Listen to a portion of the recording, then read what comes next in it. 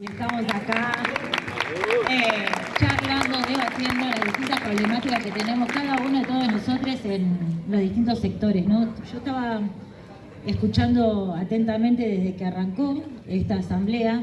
La verdad que hacía rato que no tenía el ejercicio de la asamblea, porque como saben me quedé sin laburo hace ya un par de años y lo extrañaba esto de decir, bueno, juntémonos, vamos a hacer una asamblea, vamos a discutir punto 1, punto 2, con diferentes sensibilidades, con diferentes problemáticas también los laburantes, porque también había muchos temas para discutir en estas asambleas en las fábricas, donde también estaban incorporados los compañeros terciarizados, los compañeros contratados. En la fábrica, en PepsiCo, tenían mucha modalidad para dividir a los trabajadores, ¿no? Y también participaba el sindicato. Esto también hay que decirlo. Así que teníamos altas asambleas de debate para poder discutir nuestras problemáticas. Yo me quería detener en algunas cuestiones que había arrancado haciendo un breve análisis, ¿no?, de la situación que planteaba Alicia, porque ayer se conoció, no sé si ustedes los pudieron ver en la tele y en los diarios, que un puñadito de esos súper ricos, millonarios, muchas empresas alimenticias, Blaquier y todo eso, se repartieron las ganancias entre ellos, entre todos los accionistas, ¿no? Mucha plata, porque ya hemos contado todo lo que vienen ganando, incluso en pandemia. Y ayer y anteayer se está haciendo un foro en el sur, el foro se llama Foro Yao Yao, ¿no?, donde está desde Guzmán hasta Milei. No hay grietas ahí, ¿no? Estamos todos, tanto que hablan de la casta, pero se juntan con la casta y con los más poderosos de los empresarios. Es así, ¿no? Y ahí tejen cosas que la verdad que no sabemos. También salió en los diarios que, por ejemplo, los intendentes ganan 1 millón de pesos, su sueldo. Se va a ampliar la cantidad de jueces que están discutiendo con esta rosca también de la magistratura. ¿Y cuánto gana un juez? Arriba de las 500 lucas, seguro, ¿no? Más, acá me dicen más, bueno, me quedé corta, perdón. Claro, ¿y cuánto ganamos nosotros? ¿Cuánto ganaba el compañero que estaba hablando allá, el Marco? ¿Cuánto ganas, Marco? ¿Qué? 65.000. ¿Y cuánto es eso? Claro. ¿Y cuánto cobran las compañías solamente haciendo un solo... sí, las compañías docentes? 60.000. Y la compañera que habló antes, de la 31... ¿Y las compañeras de salud cuánto ganan? 60. Potenciar trabajo, 16.000 pesos. 16.000 pesos el potencial trabajo. ¿Y cuántas horas trabajan? Más de 8, 9, dijo él. Las compañías de salud ya sabemos que viven adentro de los hospitales, ¿no?, laburando sin parar. Las compañías docentes hacen más de una clase, ¿no? Aparte de las cosas que hacen en la casa, la tarea, bueno, todo lo que ya sabemos.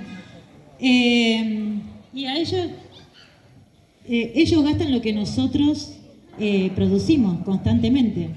¿Y cuántos compañeros? El otro día nosotros desde el programa salimos a la calle a preguntarle a la gente cuántos trabajos tenía y si le alcanzaba para vivir. Nosotros nos encontramos con compañeras con gente, chicas, que tenían más de 6 trabajos, en 3 casas, haciendo una changa en un negocio, y todo eran changas. Estamos hablando de esto que se generó, que son el nuevo batallón de trabajadores pobres, porque trabajan y nunca llegan a poder llevar la comida a la mesa, qué sé yo, a poder subsistir, digamos. Estamos sobreviviendo casi, ¿no? Y ni hablar de ese enorme batallón que no tiene trabajo y que hace un montón, y hay generaciones que no han podido acceder a un trabajo de verdad. Yo había sido un chiste, dice, no tenemos derecho a ser explotados, pero casi, ¿no? Una enorme mayoría.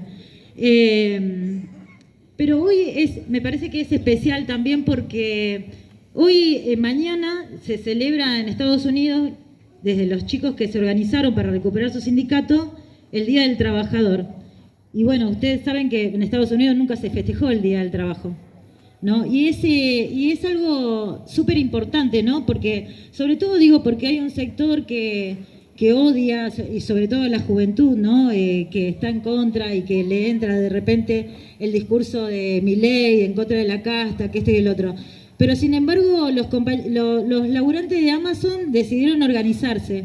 Cuando se fue al espacio, los trabajadores se organizaron. Y se organizaron en el medio de la pandemia. Justo, no sé si ustedes saben que el muchacho el trabajador que llevó adelante esa organización era un supervisor, que estaba cansado de que los pibes se contagiaran de COVID y entonces se fue a decirle al gerente que no podía, que había que buscar una forma para que los laburantes no se enfermaran. Y entonces por eso lo echaron. Y entonces dijeron, yo no me voy a quedar en mi casa sentado, y empezó a organizar a los trabajadores desde afuera, incluso con otros laburantes, incluso hasta pensando en hacer comidas y en sacar volante y en charlar con los trabajadores cuando salían, ¿no? Y haciendo comida incluso porque, como saben, en Amazon hay migrantes, afroamericanos, de todo.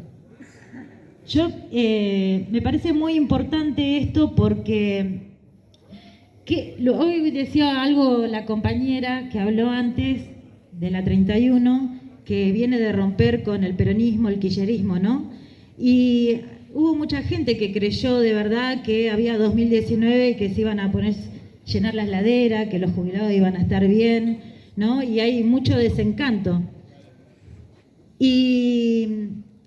Y también hay esta cuestión de cómo uno se puede organizar, o sea, cómo organizar todo ese desencanto, cómo organizar a esto que también nos metieron a los trabajadores y a las trabajadoras, que es todo ese enorme batallón que son los monotributistas, que no tienen derecho a nada, por ejemplo. Entonces, yo planteaba todo esto porque me parece interesante, porque yo arranqué preguntando cuántas horas trabajamos, cuánto ganamos y cuántas horas ustedes creen que deberían ganar, que deberían trabajar por lo que ganan. Un solo día en mi trabajo. Acá dice un solo día. ¿Ustedes se pusieron a pensar al revés? ¿Cuántas horas, cuánto deberían trabajar por lo que ganan? De repente, para pensarlo incluso al revés. ¿Por qué es tan genuino que nosotros, los que estamos luchando, los que estamos resistiendo esta situación de crisis y de hambre, porque 17 millones están por debajo de la línea de pobreza? Hay 6 de cada 5 niños no tienen para comer, 6 de cada 10 niños no tienen para comer. Es de hambre, compañeros, es de hambre. Un puñado se apropia de todo lo que nosotros producimos y lo disfrutan y descansan y viajan y hacen un montón de cosas.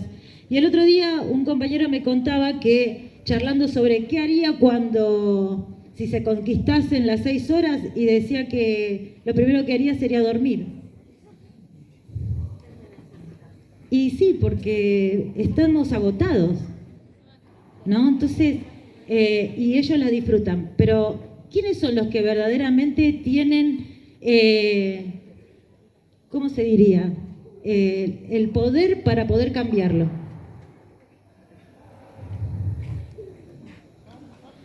Exacto. Exacto. Yo preguntaba porque, como estaban charlando, diciendo, bueno, ¿y cómo se conquistan las 6 horas?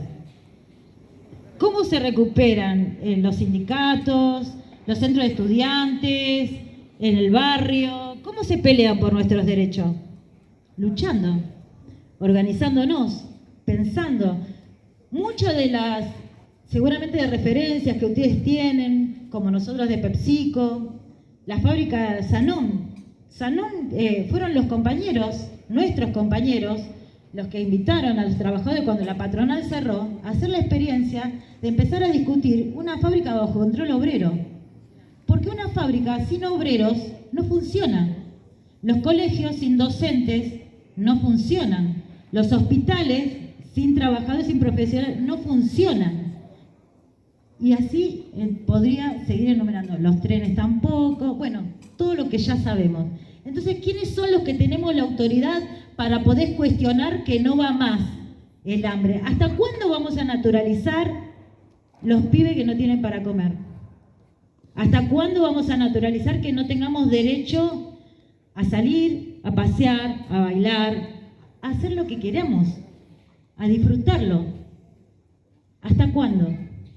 Yo creo que estamos en una situación, incluso yo lo pienso como organización, yo soy militante del partido, que hemos conquistado por arriba compañeros que son los verdaderos tribunos, que cada vez que hablan y tienen el micrófono pueden contar de verdad cada una de las historias y muchas de las que el partido, al cual el partido se acerca, ¿no? A apoyar, a acompañar. Pero necesitamos nosotros desde abajo también empujar. Y para poder empujar necesitamos debatir cómo lo vamos a hacer, cómo generamos esa masa que cuestione todo lo que nos están imponiendo. Cómo cuestionamos también al peronismo, todo eso que tratan de apaciguar, pero ¿hasta cuándo? Yo creo que tenemos que tener mucha bronca, compañeros, por la situación en la que estamos viviendo. Yo creo que están bien pensar y yo me interesa saber muchísimo cada uno de los conflictos, porque yo después lo devuelvo a otros lugares, lo cuento. O sea, yo creo que el ejercicio que estamos haciendo hoy de saber qué pasa acá, qué pasa allá, qué pasa en todos lados, es para poder transmitírselo también a esos compañeros, compañeras donde estamos, para decirles que no estamos solos. Hoy hay asamblea en todo el país, en un montón de regionales, donde estamos discutiendo precisamente esto. Y para mí la idea fuerte es interpelarlos, ¿no? Reducir la jornada de trabajo es también para que podamos trabajar todos. Y que no queremos más pibes con hambre, no queremos más los jóvenes que no tengan derecho a tener un trabajo, a poder hacer su vida, a tener derecho a la cultura, al esparcimiento, a lo que sea. No queremos más compañeras de la salud que, como hace un rato hablaba una compañera, que tuvo que negarse a seguir trabajando cuando le pedían más y más horas. Cuando no se puede jubilar porque una parte de sus aportes fueron monotributistas y no se lo reconocieron. No queremos más compañeras docentes que están mal porque en vez de estar con menos pibes cada vez tienen más, y lo peor es que muchos de esos chicos también no iban mal al colegio porque tienen hambre, porque no tienen ropa. Yo me acuerdo, compañeros, en la fábrica allá por el 2001-2002, cuando nosotros apenas arrancamos para poder organizar a las compañeras, íbamos y le decíamos, bueno, hay que organizarse, que esto y que el otro. Y las compañeras me decían, yo intenté, fui así a decirle, porque somos mayoría, en una fábrica al principio era de hombres y después resultamos ser muchas más las mujeres. Pero había pasado el 2001 y 2002 y muchas de esas compañeras no tenían trabajo, sus compañeros de vida tampoco, la familia tampoco, y sus hijos habían pasado un invierno sin zapatos, sin zapatillas. Entonces la idea de ellas era que si estaban contratadas por un par de meses, comprarle 3 pares de zapatos o de zapatillas y que tirarse otra vez, salir de la casa de los padres, poder volver a alquilar. Pero cuando nosotros les propusimos luchar para que esa cantidad de pibas sean de planta permanente, dijeron sí. Y nosotros nos pusimos a la cabeza. Al principio costó, había compañeros que, porque la empresa empezaba a jugar con la idea de que se podía reducir las horas extra, por ejemplo. Y la planta nunca dejó de hacer horas extra. Y nosotros hasta el día que nos echaron estuvimos luchando por el pase de planta permanente de más de 300 compañeros a lo largo del 2001 en adelante.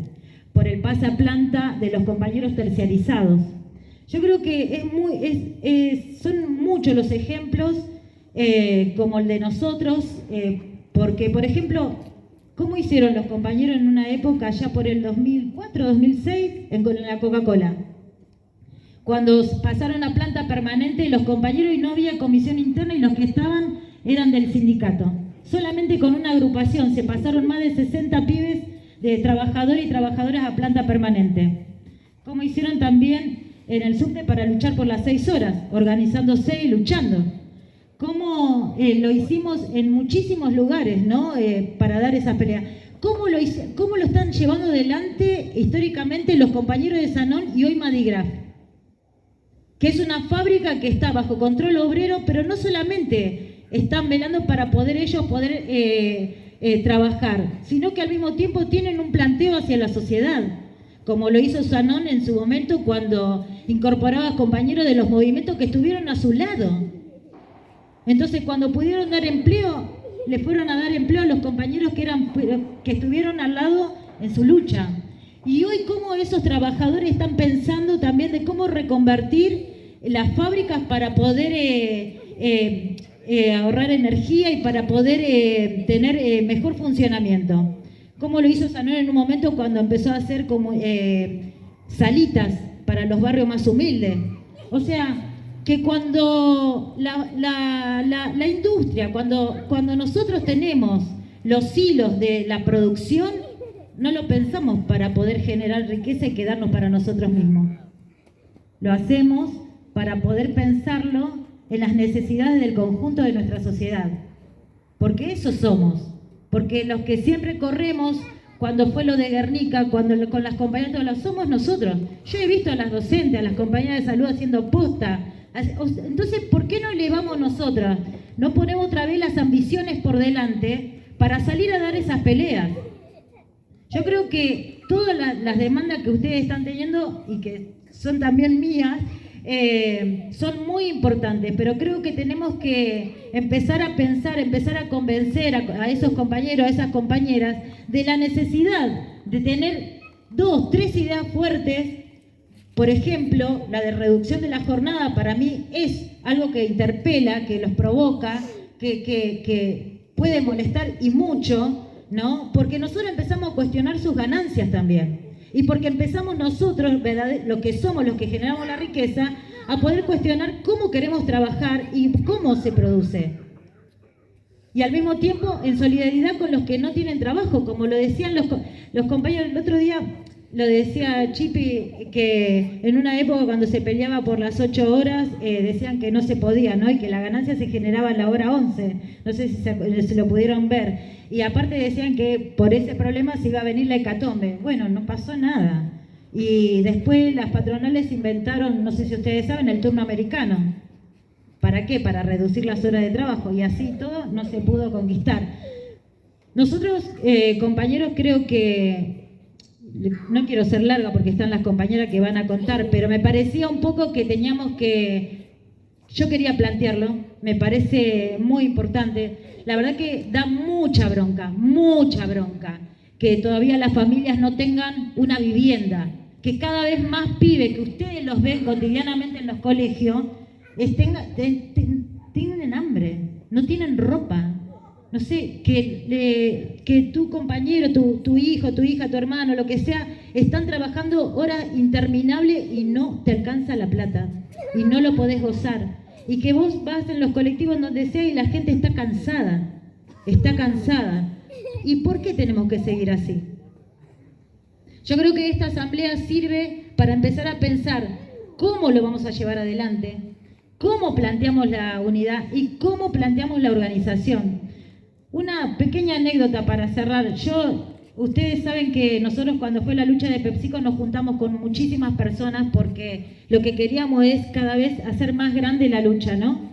Y nos tocó, entre otras cosas, ir a hablar con muchos políticos, ¿no? Entonces, que siempre no les cayó bien que los trabajadores se unan. ¿Y saben qué era lo que más les molestaba?